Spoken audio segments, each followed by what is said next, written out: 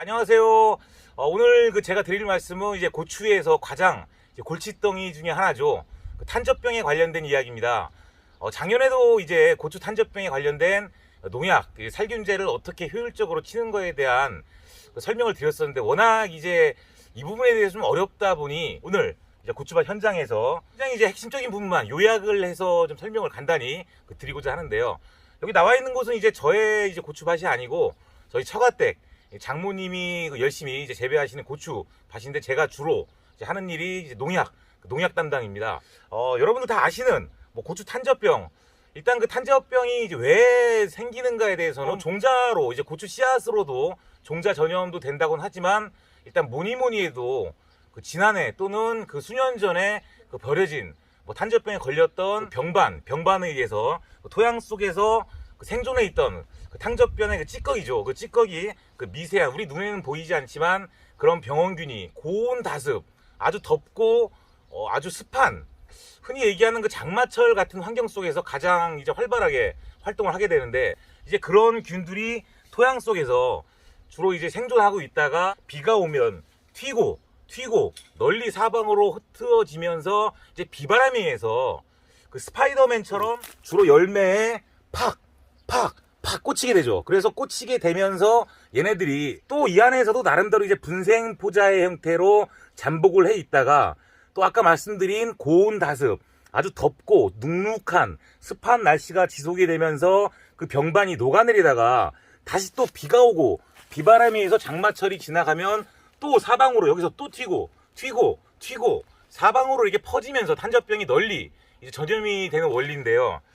이것들을 이제 예방을 이제 하기 위해서는 다들 아시겠지만 요즘에 많이 나오는 저항성 품종, 뭐니 해도 탄저병에 강한 애들을 가장 먼저 심는 것이 최선의 예방이 될 수 있겠고, 아까 설명드린 고온 다습 환경에서 탄저병이 가장 많이 발생을 하기 때문에 상대적으로 고온 다습이라는 게 뭐죠?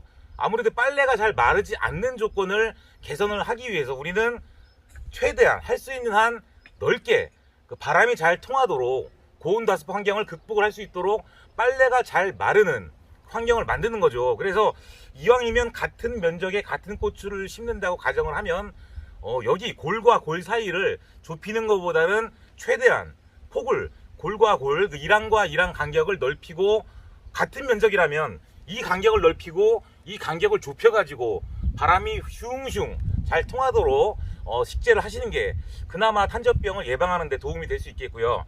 그리고 무엇보다도 이제 말씀드린 대로 토양 속에 있는 탄저병원균이 사방으로 퍼지는 거기 때문에 고랑을 그냥, 물론 이제 제초 때문에 지금 부직포를 깔았지만 가급적이면, 물론 이것을 깔았다고 해도 완벽하게 제어가 되진 않겠지만 그나마 어느 정도 억제를 위해서 가능한 한 고랑마다 이제 부직포라든지 볏짚을 통해 가지고 어느 정도의 탄저병원균이 널리 퍼지지 못하도록 억제를 할 수 있는 이러한 생태적인 예방법을 들 수가 있겠습니다. 근데 이런 저항성 품종을 하고 어쨌든 각종 다양한 빨래가 잘 마르는 조건을 생태적인 방법을 택한다 하더라도 워낙에 무시무시한 스파이더맨처럼 강력하게 널리 퍼지는 탄저병이기 때문에 우리는 할 수 없이 선택할 수 있는 게 농약이죠. 누가 농약을 치고 싶어서 치시는 분들은 없겠지만 우리는 이왕 칠 바에는 농약을 가급적이면 보다 합리적으로 올바르게 사용을 해야겠다는 생각하에 오늘도 그런 내용을 준비를 할 건데요. 그래서 이제 본격적으로 농약, 탄저병 이제 살균제를 사용을 할 건데, 이제 작년에도 설명을 드렸지만 이제 얼마나 같은 농약이더라도 어떻게 잘 사용하는 거에 따라서 어떤 효과가 다르기 때문에 아직은 탄저병이 본격적으로 기승을 부릴 때는 아니라지만 이미 많은 남부지방에서는 벌써 탄저병이 하나둘씩 발생을 하고 있다고 하고, 이제 예방 차원에서 저도 이제 오늘 농약을 이제 하러 왔습니다. 근데 이제 제가 오늘 설명드릴 내용은 제가 이제 사용하고 있는 농약에 대한 것들을 말씀드리고자 하는 게 아니고, 이러한 시중에 여러분들이 사용하시는 다양한 이러한 농약들이 언제 어떻게 효율적으로 이것을 사용을 해야 실제로 탄저병과 맞서서 잘 싸우느냐, 이러한 능력들에 대한 얘기인데요.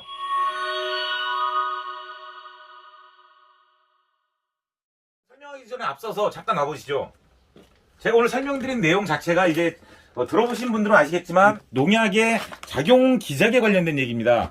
우리나라 이제 관련 법상 모든 농약, 살균제, 살충제, 제초제는 각각의 이제 병해충, 잡초와 맞서 싸우는 능력, 이런 것들을 서로 비슷한 것들끼리 모아서 하나의 그 기호라든지 숫자라든지 뭐 아라비아 알파벳 등등으로 가볍게 뭐 정리를 했습니다. 그래서 예를 들어서 그 살균제 같은 경우에는 지금 보시듯이 여기는 카라고 써 있죠. 요 앞에 농약 표기 앞에 보통 살균제는 가나다라 마바사 한글 기호로 표기를 해놨습니다. 그래서 보통 가부터 카까지 한 11가지의 그 대표 그룹으로 묶어서 각각의 이제 영양들, 각각의 특성들을 분류를 해놓았고요. 보통 이제 살충제 같은 경우에는 뭐 보신 분들은 아시겠지만 이렇게 깔끔하게 보이나요? 보통 숫자로 1, 2, 3, 4, 5, 6 이런 아라비아 숫자로 각각의 성격을 분류를 해놨고, 지금 여기 제초제는 나와 있지 않지만 제초제는 보통 A, B, C, D 알파벳으로 분류를 해놓은 이런 각각의 특성들을 서로가 비슷한 성질끼리 묶어서 이렇게 분류를 해놓은 것을 작용 기작이라고 하는데, 사실은 근데 살균제만 하더라도 가나다라, 마바사, 아자차카에서 11가지 정도의 대표 그룹이 있고, 그것을 또 세분화시켜서 뭐 가1이라든지 뭐 나1, 뭐 사1 뭐 이런 식으로 분류를 하다 보니 총 한 55가지 정도의 이런 작용 그룹, 작용 기작이 분류가 돼 있는데, 또 그것도 어떤 그 농약들을 보다 보면 자, 이런 식으로 차1이라는 작용 기작과 카와 이렇게 뭐 혼합제, 여러 가지 다양한 성분들이 섞인, 이러다 보니 결국 고추에만 수백 가지의 작용 기작이 혼재하는 굉장히 뭐 어렵고 복잡한, 자, 이러한 그 다양한 작용 기작들이 모여서 만들어진 게 농약인데, 어떻게 본다면 굉장히 많죠. 뭐 55가지의 다양한 이런 작용 기작들과 여기 또 보시면 이거 같은 경우는 뭐 아시벤졸라, 에스메틸 뭐 이런 식으로 여기 품목명이라고 얘기하는 게 농약의 능력을 결정짓는 성분이죠.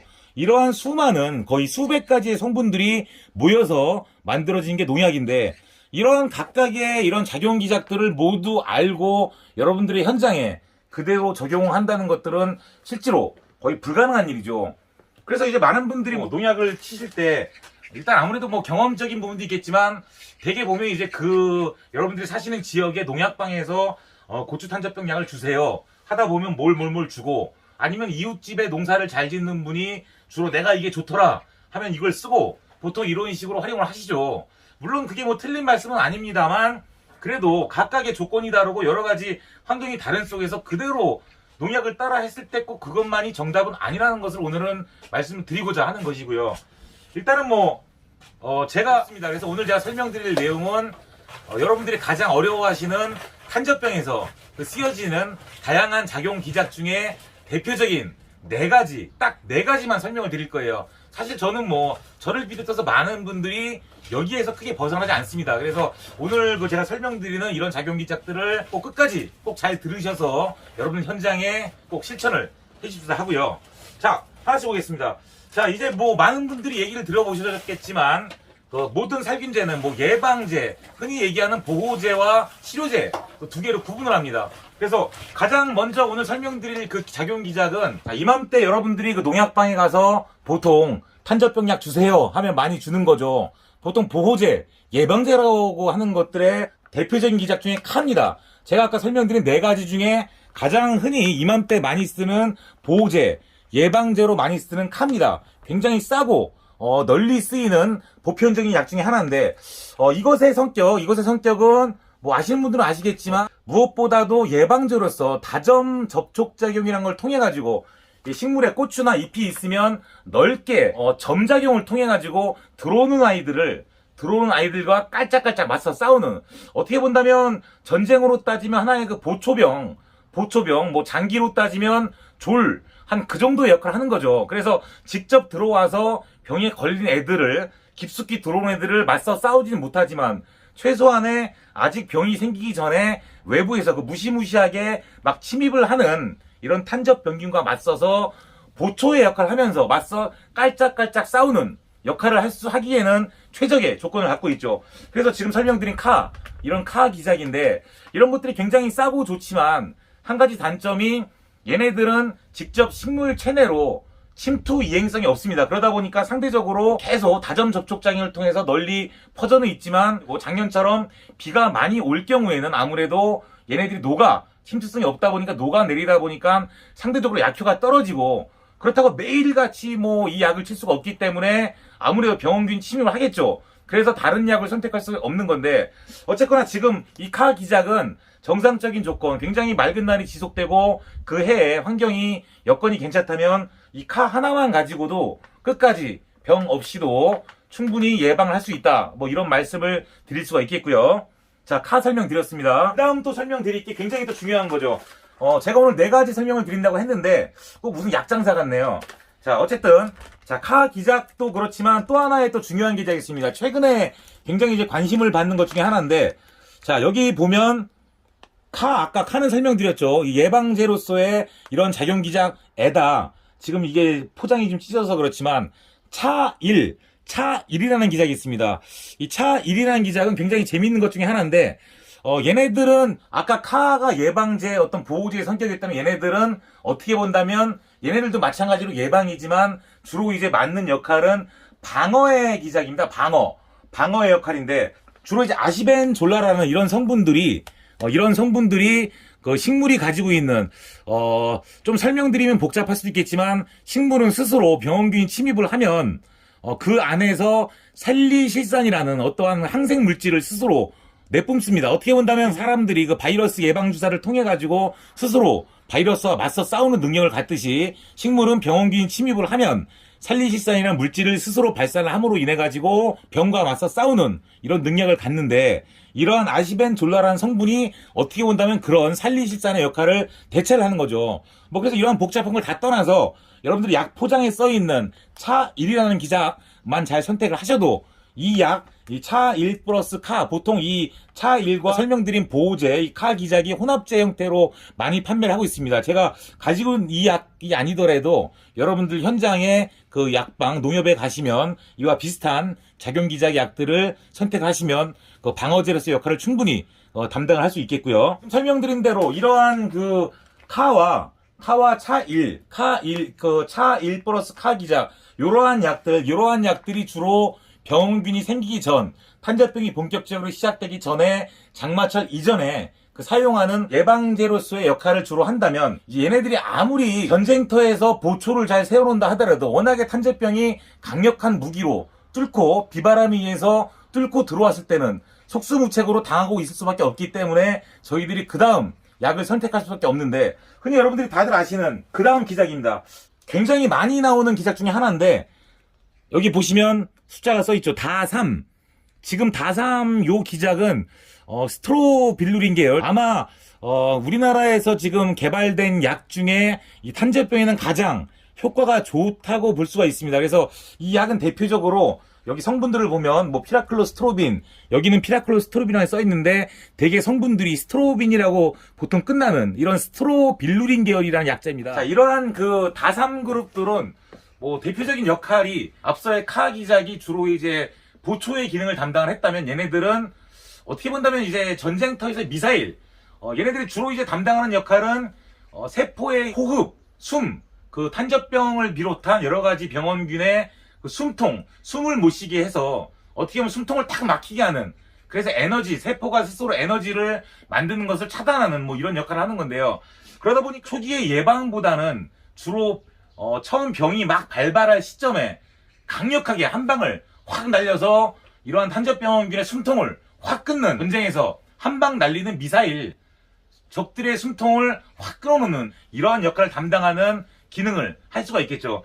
얘네들은 뭐 앞서 카와는 달리 침달성이라 해서 나름대로 그 식물 체내로 표면을 통해서 흡수도 굉장히 잘합니다. 그래서 어느 정도의 효과면에서도 우수하다고 볼 수가 있겠는데, 한 가지 최대 단점은 얘네들은 앞서의 카나 차1의 기작과는 달리 아마 약 중에서는 가장 약제 저항성이 많이 생기죠. 그래서 이 약은 가급적이면 연용을 하면 절대로 안 되고, 가급적이면 작기 중에 한 2번 정도, 최소한 한 번 쳤으면 그 다음에 띄엄띄엄 건너서 사용을 하셔야지, 이 약들을 자주 사용했을 경우에는 오히려 이런 탄저병들이 내성을 가져서 무시무시한 슈퍼 탄저병균이 될 수도 있다. 그래서 많은 분들이 실제 현장에서 지금 이맘때부터 많이 판매를 하기 때문에 농약방에서는 이게 굉장히 우수하기 때문에 이 약들을 보통 권장을 합니다만 병도 오기도 전에 병이 걸리지도 않았는데 이 약을 함부로 남용을 했을 경우에는 오히려 탄저병균이 점점 강해져서 탄저병이 오히려 잡히지도 않을 뿐더러 더 병을 번지게 하는 원인이 될 수도 있다고 한번 조심스럽게 말씀을 드려보겠습니다. 그래서 벌써 이제 작용기작 3가지를 설명을 드렸고 이제 마지막으로 설명드릴 이제 작용기작이 자 와보시죠. 여기 보시듯 전통적인 자재 중에 하나죠. 4.1이라고 써있는 거 주목을 하시고요. 여기 있는 이 4.1 기작은 굉장히 이제 많이 여러분들이 아시는 약들이죠. 흔히 농약 중에서 많은 약 중에 트리아졸 계통, 보통 트리아졸 계통 중에 테부코나졸이라는 계통과 이제 프로콜로라즈 망가니즈라는 성분이 있습니다. 주로 탄저병에서 많이 굉장히 유효하다고 하는 효과가 좋다는 이러한 성분들로 이루어진 작용기작인데요. 이러한 4.1 기작은 앞서 마찬가지로 다삼과 마찬가지로 주로 치료제로 많이 쓰이고 얘네들의 이제 원리는 작용 원리는 보통 병원균의 그 스테롤 사람으로 본다면 그 콜레스테롤이라고 하죠. 보통 이제 병원균의 세포막을 단단하게 만드는 그 시멘트 같은 하나의 성질이라고 볼 수 있겠는데 이러한 그 성질, 그 스테롤의 합성을 저해하는 기능. 뭐 어떻게 보면 굉장히 뭐 복잡하고 내용이 어려울 수 있겠지만 어쨌거나 그 스테롤, 사람으로 따지면 콜레스테롤의 그 벽을 형성하는 데를 좀 억제를 하기 때문에 상대적으로 앞서 설명드린 그 다삼기작이 숨을 못 쉬게 하는 것들은 초기부터 보통 세포는 처음부터 숨을 쉬죠. 그 숨을 못 쉬게 하겠지만 얘네들은 어느 정도 약간의 병이 진정이 됐을 때 그 세포막의 형성을 저해하는 그런 기능이기 때문에 상대적으로 조금 후반부에서 사용해도 약효를 발휘할 수 있는 그런 대표적인 약 중에 하나입니다. 얘네들은 그 다른 치료제도 그렇지만 아까 그 다삼기작은 침달성이라 해서 그냥 세포를 사이로 뚫고 들어가서 침투를 하는 기능을 가졌다면 얘네들은 보다 더 침투 이행성이라 해서 그 조직, 식물 조직의 기관과 기관 사이로 이동을 하는 침투 이행성을 가지고 있기 때문에 상대적으로 다른 약에 비해서 더 넓게 광범위한 효과를 가지고 있는 거죠. 그래서 앞서 그 다삼기작이 장기로 본다면 뭐 포의 역할을 한다면 얘네들은 장기로 본다면 하나의 차 사방팔방으로 다니는 그런 역할 플러스 뭐 전쟁으로 본다면 아까 그 다삼기작이 미사일이었다면 얘네들은 전투기, 폭격기 뭐 그런 역할로 대체할 수 있겠죠. 자, 이해 가시나요? 제가 지금 설명드린 내용이 어떻게 보면 복잡해 보이겠지만 굉장히 단순해요. 지금 앞에서 와이프가 촬영을 하고 있는데 이해하시죠? 그래서 이것을 언제 사용하냐?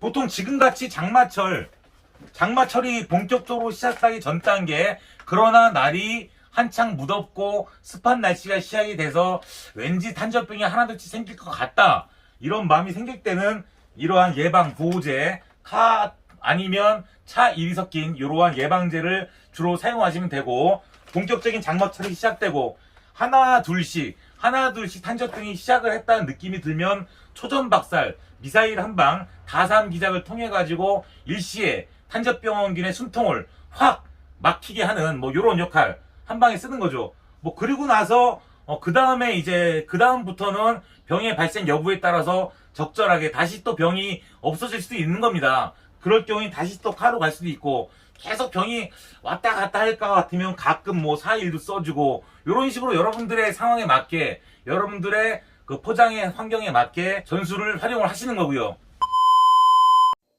자, 이제 그 최종 정리하는 차원에서 잠시 보충 설명을 드리면 이렇게 설명드린 작용기작들을 가장 합리적으로 적용하는 비법을 예를 들어 소개를 해보았는데요. 이건 제가 정리한 게 아니고 이미 우리나라 고추 탄저병 연구에서 아주 정평이 나 있는 충북대학교 그 식물의학과 연구팀 자료를 인용했습니다. 앞서 설명드린 대로 초기에 병 발생 전에는 차1과 이 카기작을 사용하시다가 장마철과 동시에 슬슬 하나둘씩 탄저병이 발생을 하면 초전박살 초기의 병 치료를 위해서 뭐라 그랬죠? 다삼계열의 약제를 한 방 날리시고 그리고 이제 그 이후에 이제 본격적인 수학기에는 그 앞서 설명에는 빠졌지만 전쟁 중이더라도 이제 계속 그 미사일하고 폭격기만 날릴 수가 없죠. 계속 보호는 지속적으로 말 그대로 보초를 계속 세워놔야 하기 때문에 앞서의 이제 카기작을 함께 이제 그 혼용 여부를 판단하셔서 그 치료제인 4.1과 다삼 작용기작과 혼용을 하시거나, 뭐 농약방마다 이제 제품의 이제 차이가 있겠지만 이제 혼합제 그 두 가지의 작용기작이 섞인 이 형태로 나온 제품군들을 시기적절하게 활용하시면 이 보호와 치료를 함께 맞추어 나가면서 그 탄저병과 맞서 싸우는 이 최고의 방제 체계를 구축할 수 있을 것 같고요.